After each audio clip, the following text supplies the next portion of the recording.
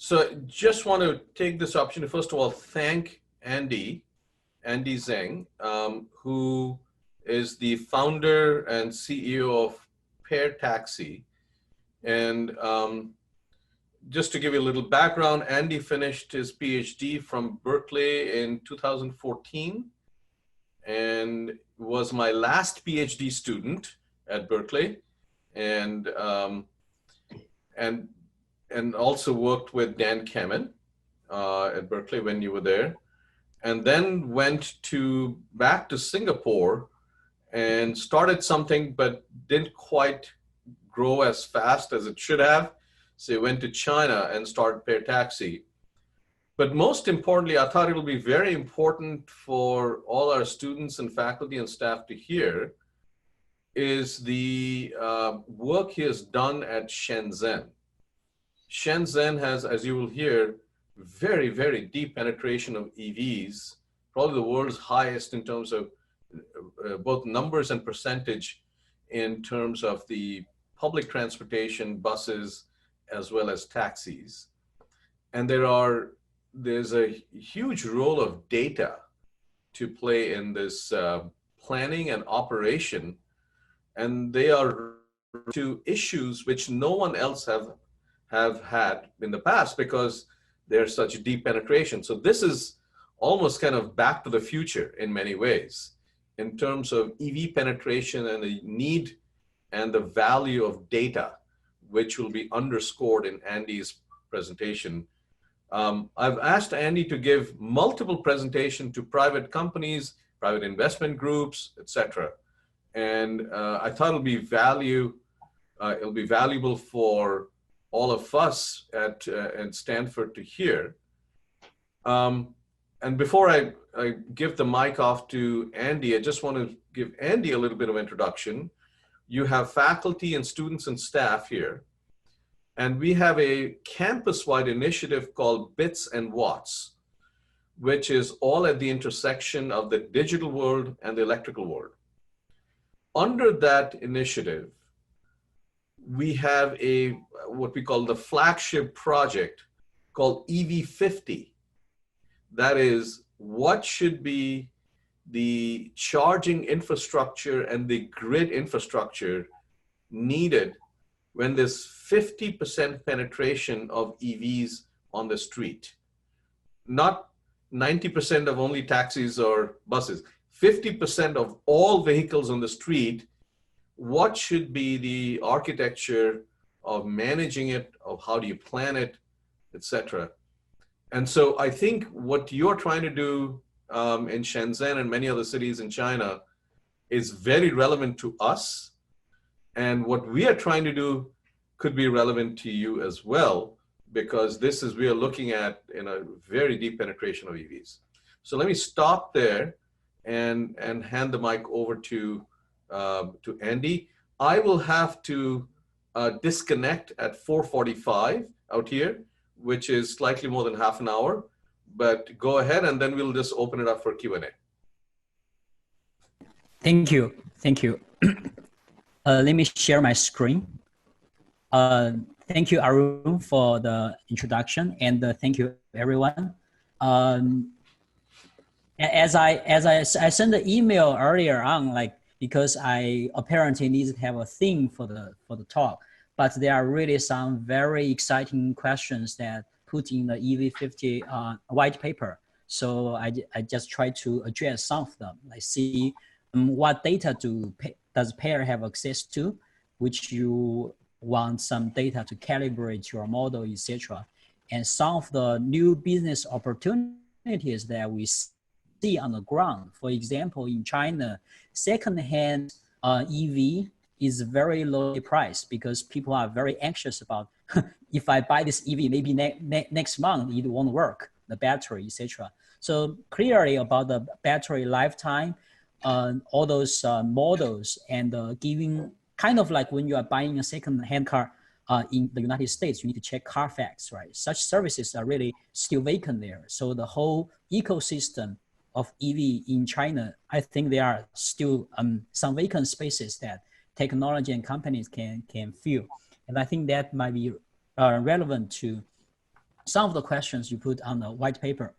So the thing is this, toward a smart, low carbon and sustainable mobility future, when we do, what we provide paired to the Chinese cities is that we provide a way that to make use of their data in the taxi sector, as well as to help their EVs to adopt better, because most of them face resistance from drivers in the beginning when they are promoting EVs, because drivers are not familiar with that.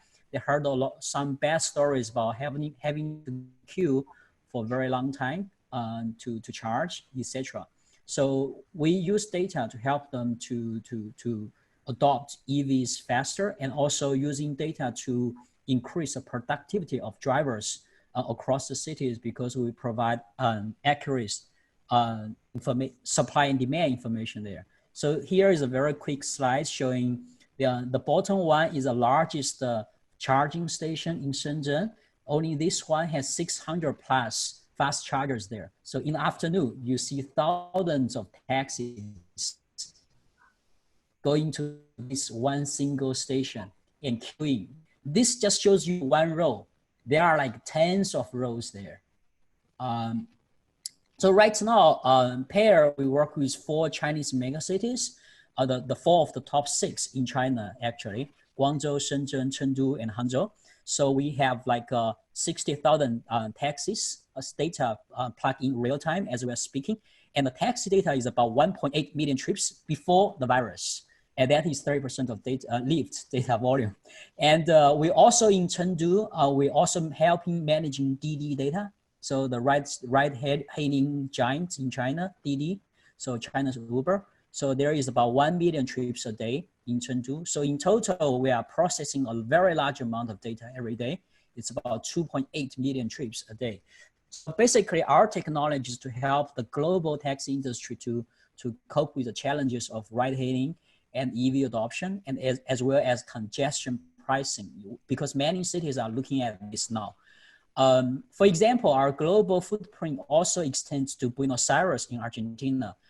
Pair has been advising the Buenos Aires government for 2 years on their taxi modernization project. But with this change of presidents, then this project is on hold.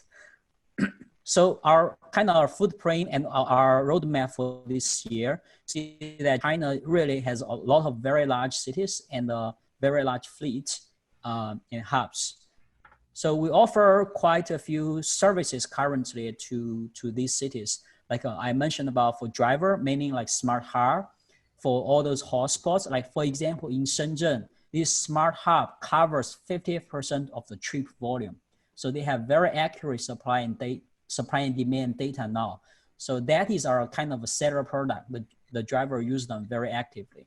The heat map is for the whole city, giving them early index across the city, so that when they are outside of the urban core, they know that which direction to go will give them a higher earning.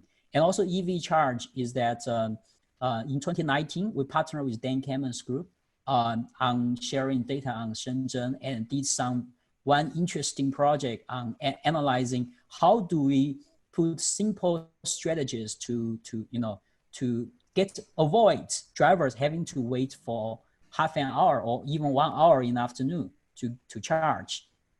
And also very recently, as you can see, the flu, we quickly, over the past 3 weeks, we quickly built a flu tree system to, trace all these contacts, etc.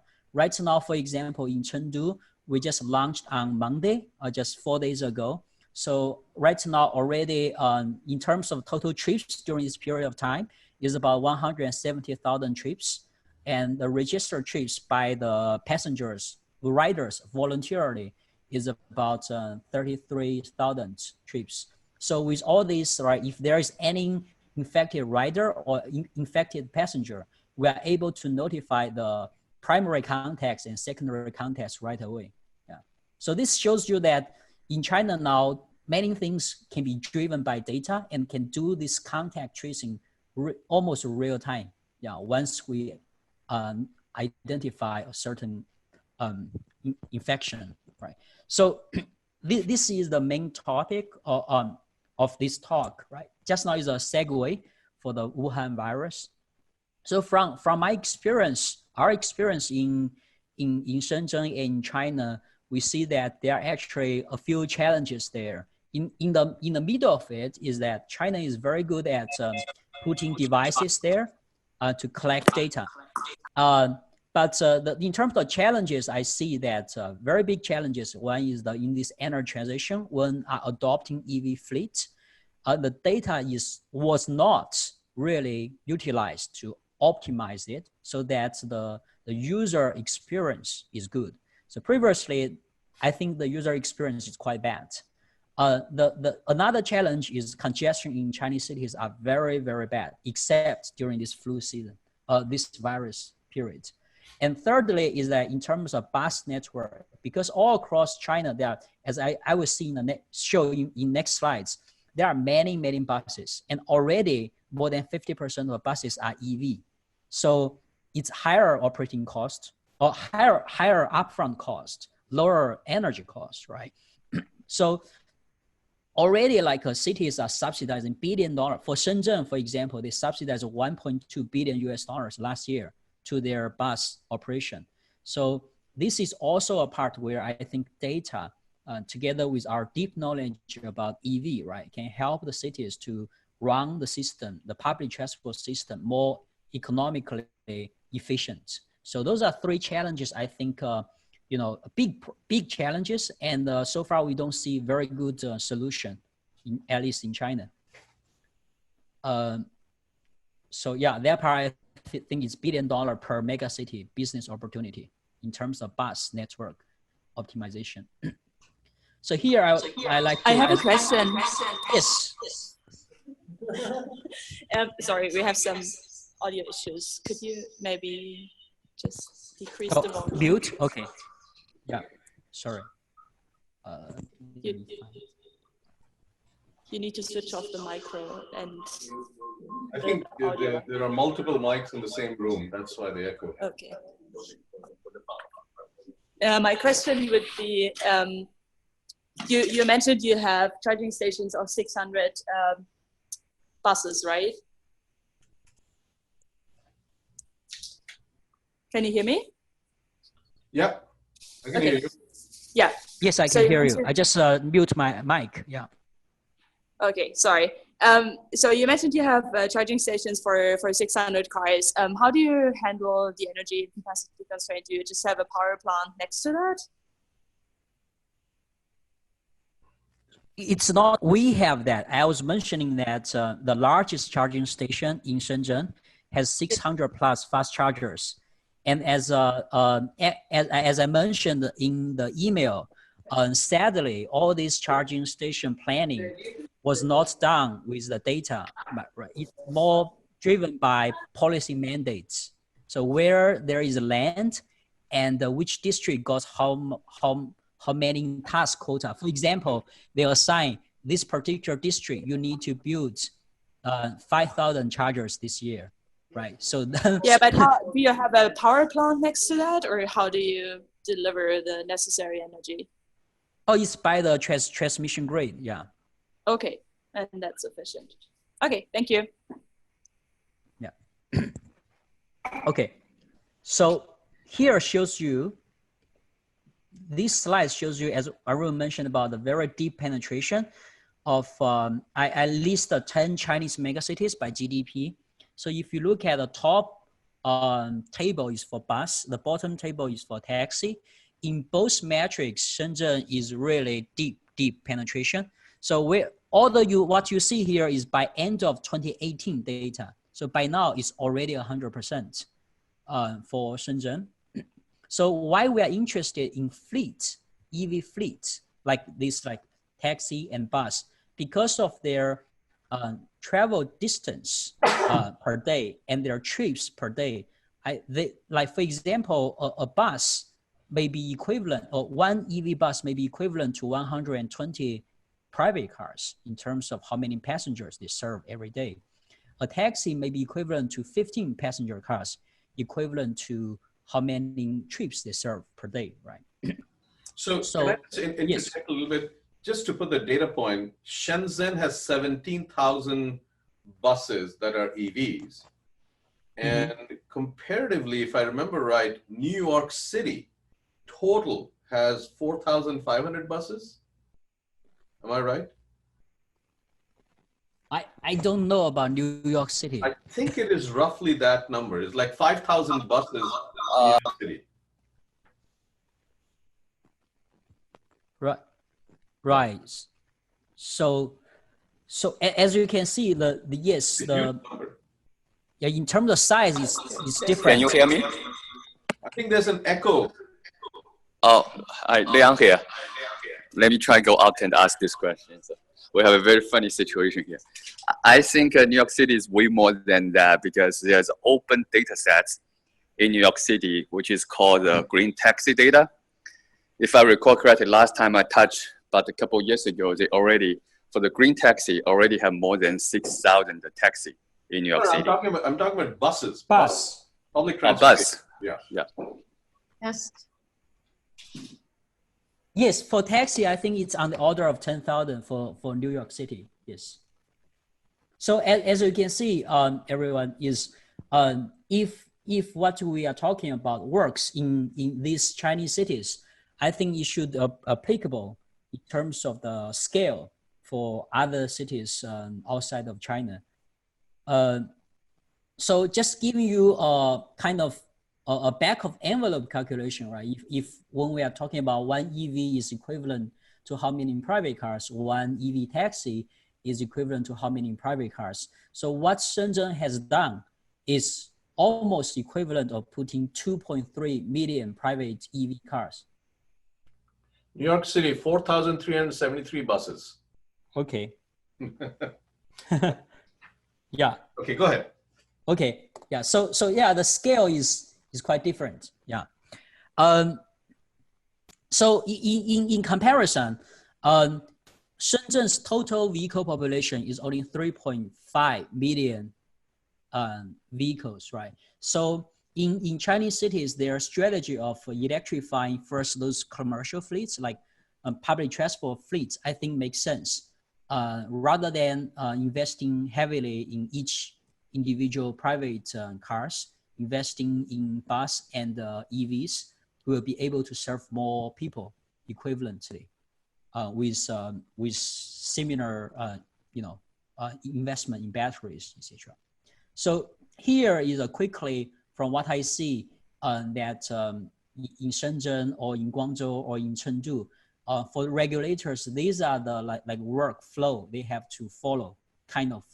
So right now, previously they don't have any data to support that, but they anyway needs to put some measures to make the thing work. So first one is the vehicle purchase. And they're looking at the KPI of running those buses and taxis per kilometer, how much additional cost does it put? And the charging network, as you mentioned about the location-wise, the size and capacity. And user experience is mostly related to charging for the users. So they are trying to integrate, the government are trying to integrate all of the data from the charger as well as the vehicles into one platform so that can do their matching better. And the fourth one, which is starting to surface, is the battery end of life. Because for example, in Shenzhen, there are already some taxis, early days taxis, 3 years ago, the first batch, they were sitting idle in the taxi company because drivers don't want to drive them. They say that, this taxi just drive for 200 kilometers, but the newer ones drive for 400 kilometers, right? Why do I pay the same price for this lousy one, etc.? And they heard a lot of those like isolated incident of the EVs suddenly lose power on freeway. So those stories scare some of the drivers that they just want to play safe. So that's why I think the data is already there, but people were not able to provide very confident conclusions or recommendations to users with that data. Or for example, for all these taxi companies with those 3 years old EV taxis sitting idle there, if we are able to provide those smart charging tools for the driver and also advise them to how to price their daily rental, then they can make revenue outside of these idle assets, right? So in each step, we see some deal breaker barrier there. For example, vehicle purchase, the high upfront usually is the deal breaker in many cities because not many cities are as affluent as Shenzhen. So in Shenzhen, basically the government Shenzhen and Guangzhou subsidize heavily the upfront cost of bus and taxis. The charger network, poor availability. So I read a story about India's Ola trying to do the EV in India and it failed because the taxi driver complained that they have to queue for a long time for the charging, right? So deal breaker. Also in China too, people complain, but the government is very strong, still force it. But your experience is not good. So you have long wait time. And in terms of battery end of life, lifetime management, you know, the degradation, etc. As I mentioned about fear of inadequate range and all those isolated cases of the battery at a low SOC, they suddenly lose power and then they have to tow to the charging station. We actually saw one case when we at the Shenzhen taxi, that charging station, right? So really the data is all there, but we are not making those data transparent and making confident recommendations to users in the space so that assets are not utilized efficiently. For example, some of the charging stations, they have very low utilization rate, but some of them, they are heavily utilized only during peak hours. So these are kind of the data that Chinese transport regulators have right now for bus, taxi, e-hailing cars like Uber, Didi, and also share bikes. So because they want to have some integrated mobility, like the MaaS, mobility as a service system, right? So from point A to point B, for all those ones, as a replacing your private cars, what are the transport the city can provide in a green? If everything is electrified, it's really zero emission from end to end. So these are the data available. So here, I think you might be interested in this part where some of you mentioned about you want a model to predict the energy demand and also station level modeling of charging stations, right? Because all this SOC data per vehicle, you see the horizontal axis is the time by every 5 minutes. So 5 minutes resolution. And the vertical axis is the first row and third row is the SOC battery level. The second row and the fourth row is distance by kilometer. So the top one, I say model B, actually is BYD E6. So that they are charging performance and also they are like a fuel economy per 100 kilometer, right? So because in Shenzhen, those SOC data is from the taxi. So therefore, we do not have the SOC data when the taxi is charging because it's powered off. But in Chengdu, we have 2000 Model G taxis. So Model G is Geely, the Geely EV350 model. So but this one comes from the car manufacturer. So therefore, we actually know the SOC when it's charging. So you can see very steep, etc. So those are the data that available. I think the Chengdu data is more interesting as it gives us those insights. Here, I happen to screenshot a particular vehicle which doesn't go through that 90% SOC to 100% SOC charging. But from what we observe is that portion is only 1/4 of the speed of this one you see, the vertical one. So really, it doesn't make sense for a driver to charge beyond 90% during daytime when the time is of money. So here is a bit redundant slide there. But just to tell you that it seems that we are very anxious about range anxiety. But if you look at the trip data, right, the trip data out of every day, out of 667,000 trips in Shenzhen, only less than 0.3% of them are above 50 kilometers per trip, right? So, but now all the taxis in Shenzhen is kind of like a size at 400 kilometer range, because truly, if you see this, the second row data, yes, every day per taxi drives about 400 to 500 kilometer, but that is for the whole day. If you combine with the regulation there, drivers are not allowed, theoretically not allowed to drive continuously more than 4 hours, right?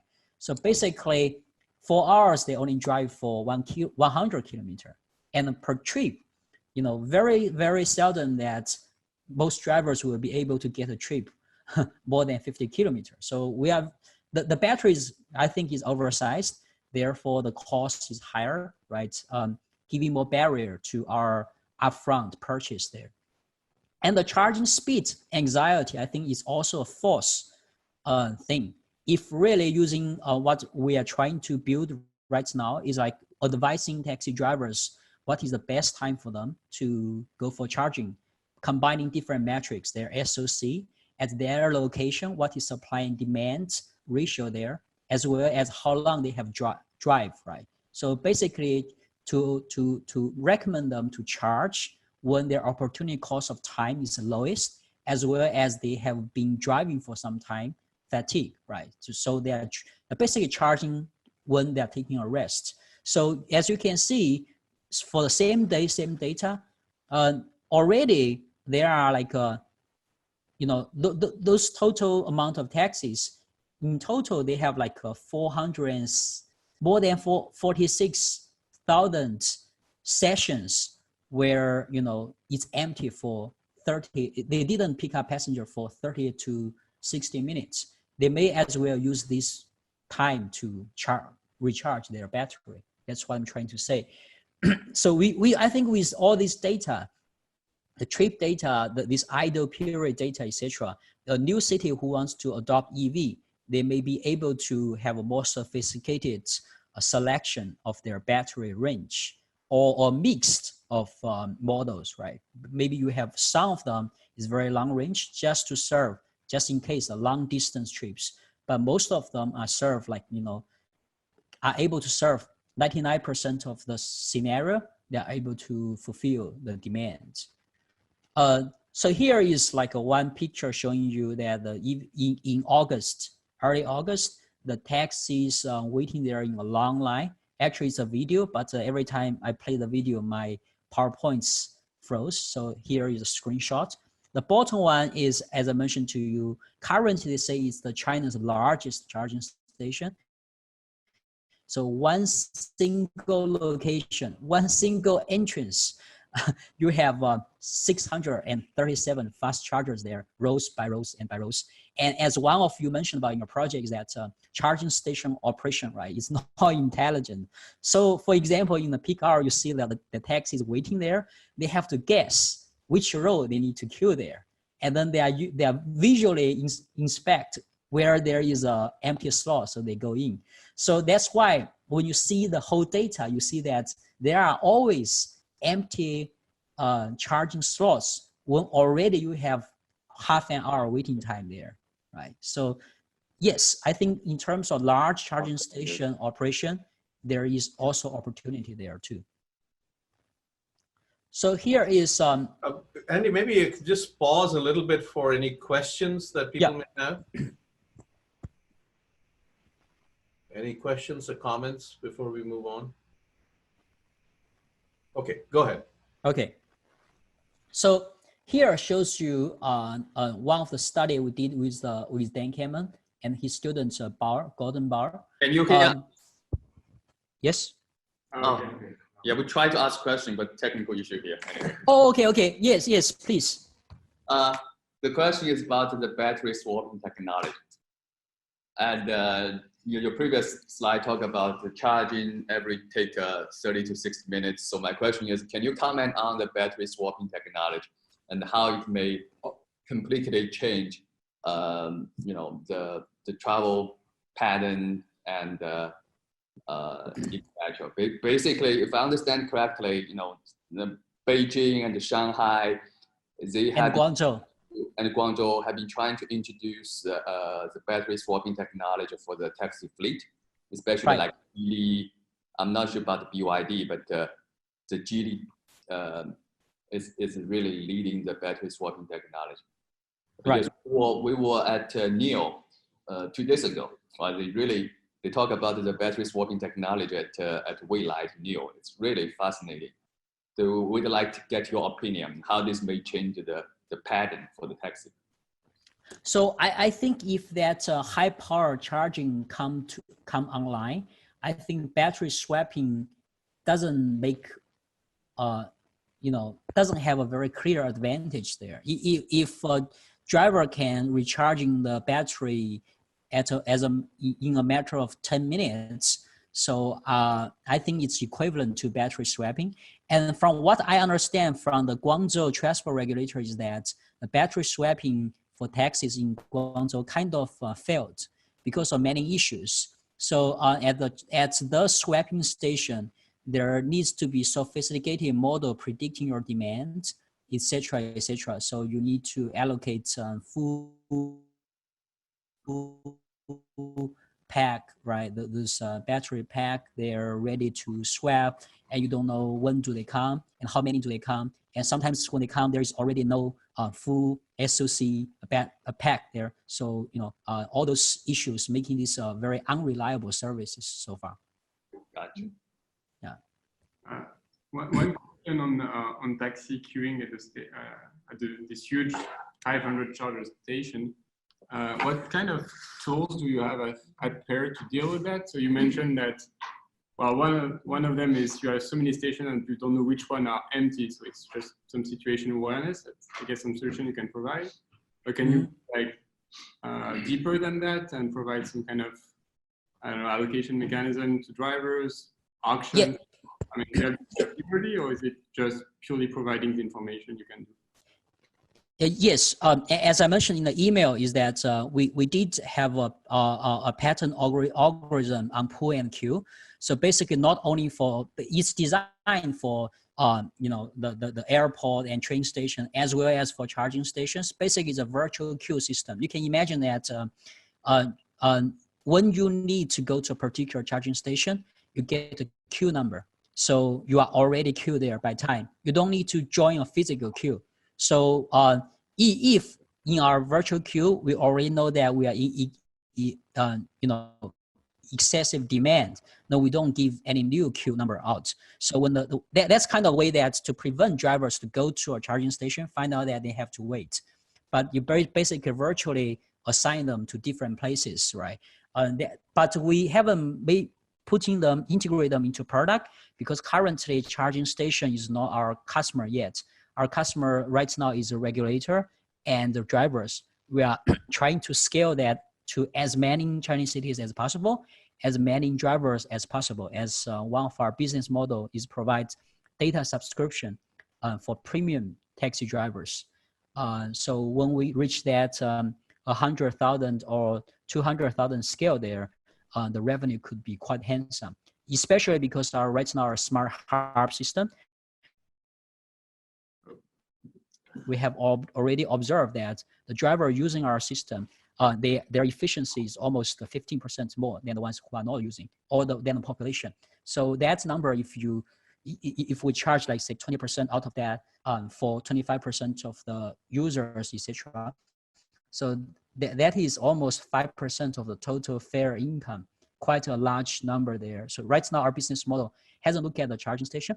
To answer your question, that is a very good segue to these slides. Basically, these slides, this particular research collaboration with Berkeley in the summer is to address what you are asking about. How do we address that long queue?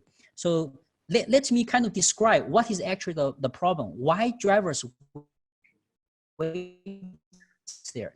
They really don't need, but they are. So if you look at this by hour of the day and number of charging sessions, they mostly are in the early morning hours, right? When there is no demand, drivers are, before they go home, they put their car in a charging station to charge, and then they just go home. Then the next driver, day shift driver, they go to a charging station using another key and pick up the car. But that's why in early morning it's not a pain for a driver, because anyway, they're not waiting there. But in the afternoon, 4 p.m. to 6 p.m., that is where driver has to be with the taxi. And also there is a lot of demand on the streets. So their opportunity cost time is like 60 yuan, Chinese yuan per hour at least. So they are very not comfortable with that. So right now, if you look at this distribution of this afternoon shift change charging, 60% of the charging happens quite close to their shift change location, less than 2.5 kilometers. And also 75% of this charging, they ended with SOC, more than 90%. So they are wasting, while others are queued there, they're kind of wasting time, right? For themselves and for others, for this whole queue. So what this research found is that, yes, so what this data shows you is this. This problem in the afternoon shift change is mainly because behavior change issue. The driver still inherits the routine from gasoline days that they have to have full tank of gasoline when changing hands, right? So then in this electric vehicle era, they are still charging as close to 100% as possible. Because if I need to pass the car to our room at 100%, I better find a charging station very close to our room's place. Otherwise, when I drive there, it's already not 100%. So if you look at this behavior, mathematically speaking, the driver's solution is only one, very few charging stations very close to their shift change location, right? And also very close to their shift change time. So mathematically speaking, they are very constrained in time and space. So therefore, their choices of charging stations are very few. So because of that, we look at the whole system that using the battery data earlier, you see, now we provide the battery, the SOC data to all the drivers, and also tell them that in your afternoon charging, what actually is your minimum SOC you can charge to, where your next night shift drivers will still have more than 25% SOC at 1 a.m. in the morning. So by providing that to the drivers, that helps the driver to shift their pattern, right? So for example, the very inefficient one I mentioned about, like, kind of full SOC shift change are labeled as green in the bottom left figure, and the flexible ones, referring to that, they are shift change at about, how, I forgot how much exactly. It's like 70% to 85% or something there. So basically flexible change, meaning that they are not shift change at very close to full capacity, right? So what we found is that for those flexible shift change, their radius, the charging station on average that they go to is almost, right, as you can see, 6 kilometers away from their shift change location. So in terms of space, they have a wider choices of charging station. And also because they shift their time ahead of that peak hour, so that they have more available, they have a wider time window to choose where and when to charge. So by doing that, they don't need to queue. And also when we analyze these two groups, those who do flexible Chinese yuan than the others, at least 10% more across the whole day already. I hope this answers your question. I don't know if you hear still. Sorry, yeah. We still have microphone issues. Oh, I have microphone issues? Sorry. No, we do. Okay. No, so the question was more like, what kind of, because, so what you're showing is that there is a lot of value of shifting drivers in terms of when they charge and how far they go in the state of charge. And so that's a question we are very interested with Professor Charlie Kolschat, and it's in the white paper about, okay, you're going to create congestion in terms of charging station and cells, not really the network. But my question was more like, what kind of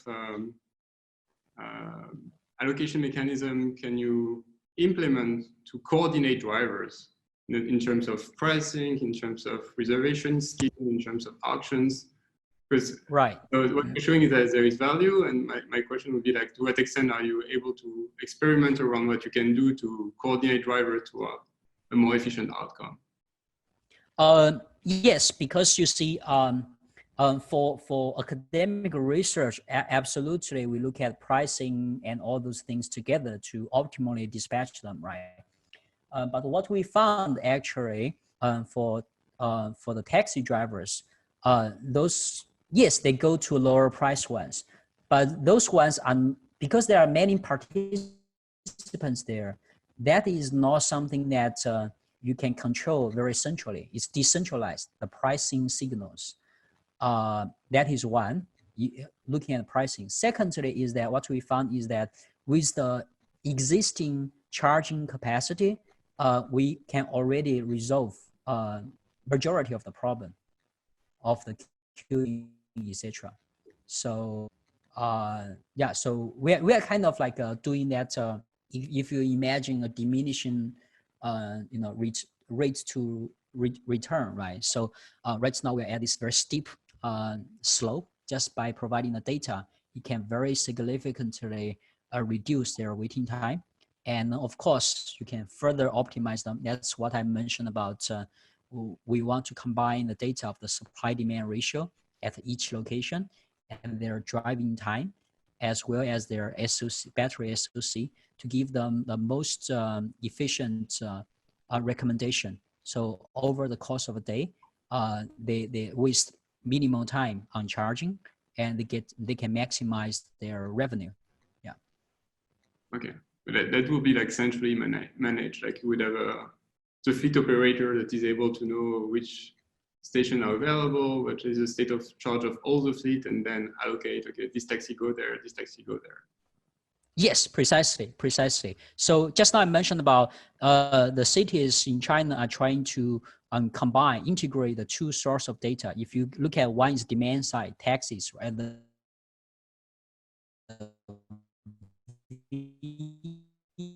vehicles, right? Another is supply side, the charging. Hello?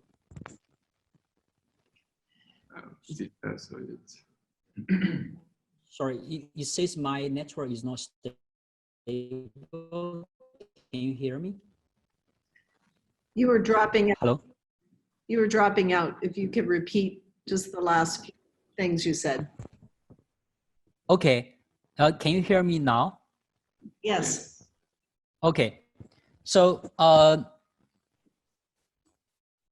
yes, sorry.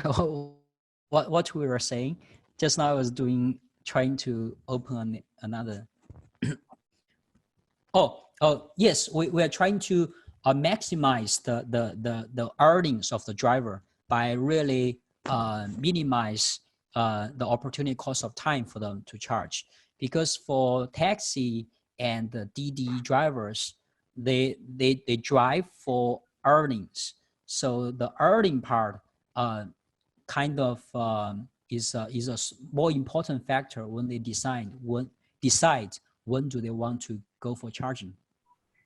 So here is like showing you that's what I'm talking about. Here is showing you the top figure shows you kind of a supply in terms of number of hired taxi and number of available taxi per hour in the city in Shenzhen. And then the bottom one figure shows you kind of the demand. So per hour, how many trips were generated per hour, right? So you kind of can see that it is across the 2 days. So, and also that is in November. So you can see because of these charging issues that in the early afternoon, there is a drop of available taxis in the market, leading to a drop in trip generation, and also combined with qualitative observation that citizens find it hard to get a taxi during early afternoon. So EV charging not managing well, they do affect this thing.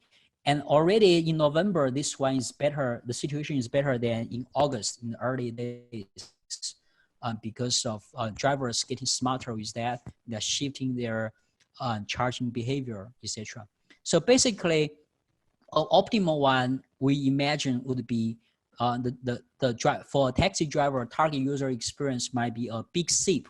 in the very early morning when they end the whole day's work, and then they do 2 to 3 small sips a day for quick charging, right? Every time quick charging for 10 to current technology, maybe 25 minutes, adding 20 kilowatt hour of battery of energy every time. So that will last, according to the data here, on average will last the taxi. So 28 kilowatt hour will last the taxi for 100 kilometers or about 4 hours driving already. So kind of giving some kind of pattern there. So in terms of energy transition, not many cities are as affluent as Shenzhen. So in other cities, maybe the cities are looking at other policies to drive this. For example, one of the policies that our technology supports and we recommend to Chengdu, so if they are driving the DD cars to be EV, is that maybe can put emission tax zone in the city center where it will capture a lot of the demand there. So we can tax those non-EV DD cars by minute.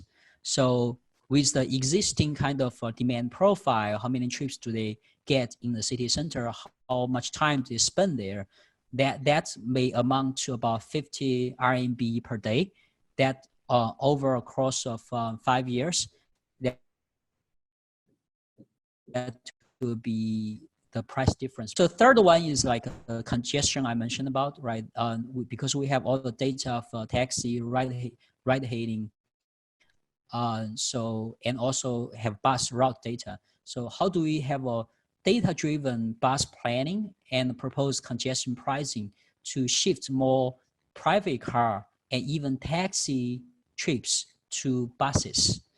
So basically design bus routes very responsively to the data, showing you what is true demand there. So the last bit of it is, if you look at the bottom figure, there is the top 10 cities in China by GDP, and also the vertical axis showing you the number of bus in their fleet. And the orange one shows you is the annual subsidy to the bus operators in 2018. That's really like $1 billion opportunity there to help them to reduce that physical burden. Yeah. So here is the last slide. So from where we see that we look at we are very interested in looking at technologies and tools to help bus, taxi, ride hail to be more efficient in terms of coordinated charging for EVs. In terms of what our main business now is the data insights for taxis, right? And also potentially using AI and simulation to optimize the bus routes and also to analyze the lifetime and degradation of batteries. Yeah. So wanting to achieve 5 goals there. So basically, we want to deliver innovation-driven EV production and adoption. The first thing is product has to build to last, because right now there is no transparent data in the markets, and all those safety and performance data is actually provided by the car maker. Basically, you don't have Moody's or something, right? For this purchasing vehicles. So it may be driving the market to race to the bottom. So the lowest price car maker win, but they may come with the lowest performance and maybe having safety hazards on the road where putting many millions of bombs on the road. Second is user experience, as I primarily showed you that in a Shenzhen taxi driver case where data really can help them to improve their user experience. Smart analytics is that in the whole Shenzhen story, their EV taxi story is about taking EV adoption as a step change opportunity for them to be smart and sustainable. So before they started this EV adoption in 2016, their whole taxi industry is almost dying because of the challenge from DD. But when they are electrifying, they kind of taking this opportunity to do many of the industry reform as well, transformation. So right now in Shenzhen, the taxis were twice more efficient than Didi. So basically, full-time Didi driver. So basically, the Didi is making a huge loss in Shenzhen, and we're not able to compete efficiency-wise if without their subsidy. The fourth one is in terms of battery reduce and reuse, right? So using that we have, so hope to using AI to help us to have certain capability in predicts the battery lifetime, life management. So therefore, when a EV needs to resell, we may be able to provide certain Carfax services to users to inquire about the history of this particular car's battery, as well as what is our prediction. And we can even sell warranty services to those cars, right? The fifth one is also what in your white paper you mentioned about what kind of data do we need to collect to achieve this 50% penetration for all of the passenger cars. So from bus and taxis, we are trying to understand what are data required. So and also trying to understand what are the data that we can miss, but still we are able to offer these services to passenger vehicles, because for passenger vehicles, privacy is more a serious issue. Yes. Yeah, here is really the last slide showing for, maybe in these cases, for petrol stations, a lot of them in China, right? Maybe today they're selling petrol by liter, per liter by grades 95, 98. Maybe tomorrow they're selling electricity per kilowatt hour by power ratings, right? Basically how fast. And also maybe some of them having all this charging operation, as well as charging transactions. They may be able to offer some battery warranty services that as long as you're charging in my network, I guarantee certain lifetime, etc., etc. So that is kind of my really last slide, and thank you very much. Thank you, gracias, 谢谢.